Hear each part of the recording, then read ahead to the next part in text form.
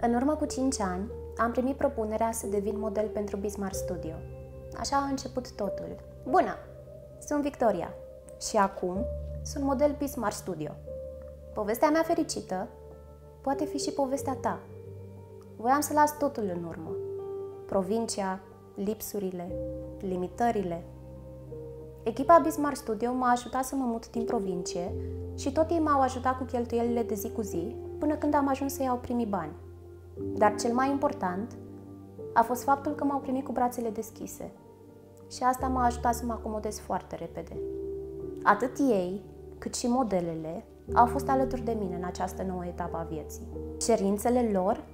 Șoc! Să fiu serioasă, punctuală și implicată. Engleză știam deja.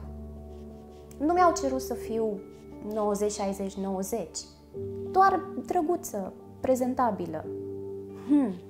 Am zis atunci. Sigur? Doar atât? Ei bine, da. Lucru care sincer m-a șocat. Nu credeam că există oameni care se ofere atât de mult în schimbul la cât cereau. În 5 ani de când sunt model, nu s-a întâmplat niciodată să nu-mi iau banii la timp, să fiu amendată sau să apară recuperări de ture peste noapte. Ai în permanență suportul lor și știi că nu e singură. Bismarck Studio nu este un simplu studio. Este o adevărată familie pentru noi, modelele. Nu suntem împreună doar de luni până vineri sau de luni până sâmbătă.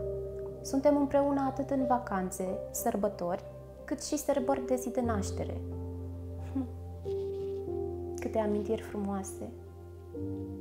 Singurul studio care să organizeze o vacanță pentru tot stafful, la Paris, cu toate cheltuielile acoperite, fără condiții și fără criterii de calificare. A fost cea mai înțeleaptă decizia mea, dar și cea mai nebunească. Și ghiși ce? Nu regret nimic. Datorită lor, am ajuns un model de top. Iar cu banii câștigați, mă pot întreține, îmi pot întreține familia și îmi pot satisface absolut orice capriciu. Sunt o fată ca tine, plină de vise, dorințe și da, alături de Bismarck chiar am reușit să fac ceva cu viața mea și bifez în fiecare zi câte o realizare.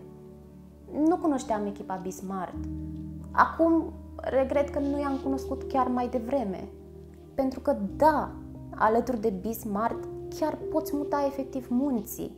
Vino și tu alături de noi și îți promit că nu vei regreta.